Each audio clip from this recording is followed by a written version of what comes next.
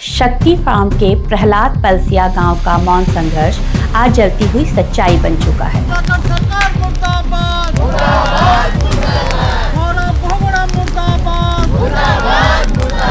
भूमि विवाद के इस तूफान में 7 परिवार न्याय और इंसाफ की उम्मीद में खड़े हैं, पर उनकी आवाज सुनने वाला कोई नहीं।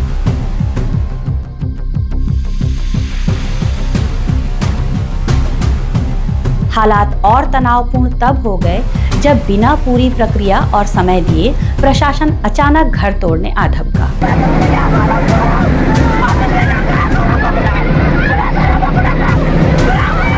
जब उम्मीद की आखिरी डोर भी टूटने लगी, तभी अनसुनी आवाज ने उन टूटती आवाजों को संभाला और दुनिया के सामने रखा। हम उनके पास इतना बार गए, हम उसके पैर पकड़े कि सर थोड़ा सा जमीन दीजिए, हमें थोड़ा सा दीजिए, इतना सारा जमीन नहीं चाहिए हमें, थोड़ा सा हमें एक साइड थोड़ा सा दीजिए, हम उस पे गुजारा चला लेंगे, हम बच्चे को पाल लेंगे। उनकी पुकार उठी तो मीडिया के कुछ लोग और राजनेता भी पहुंचे। हम किसी व्यक्ति के खिलाफ नहीं है, हम अन्याय के खिलाफ। जहाँ जहाँ अन्याय होगा, जहाँ जुल्म होगा, जहाँ जाति होगी, वहाँ पर कांग्रेस खड़ी दिखाई देगी।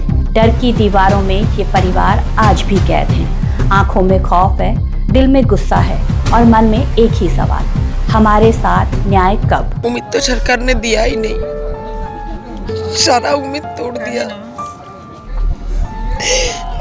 इतने दिन से सुबह उठते ही जो सूरज की रोशनी दिखाई देते थे, उनको प्रणाम करते थे, भगवान को प्रणाम करते थे, वो तो आज से पूरा उम्मीद ही टूट गया।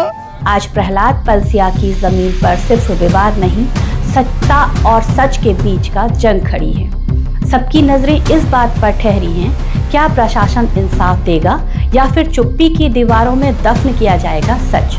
और सबसे दुखद यह है कि सितारगंज शक्ति फार्म में मीडिया, जो जनता की आवाज होना चाहिए, आज दबाव और डर के आगे झुकता दिखाई दे रहा है। चौथा स्तंभ, जो लोकतंत्र की रीढ़ होता है, आज कमजोर पड़ता दिखाई दे रहा है। इस पूरे माहौल में मेरे परम मित्र संदीप, जो पेशे से खुद एक पत्रकार हैं और नैनीताल में रहते हैं, संदीप कुमार बेपरवाह की कुछ पंक्तियां जो उन्होंने आज अपने फेसबुक अकाउंट पर पोस्ट की थी, वो मुझे बहुत ही पसंद हैं और इस मौजूदा हालात पर बहुत ही सटीक बैठती हैं। ये हल्ला तो अब देश में चारों ओर हो गया है। हमारे देश का चौथा स्तंभ कमज़ोर हो गया है। विज्ञापनों के भरोसे अब मीडिया हाउस टिके हुए हैं। विज्ञापनों के भरोसे अब मीडिया हाउस टिके हुए हैं। लोग कहते हैं पत्रकार हर शहर के बिके हुए हैं।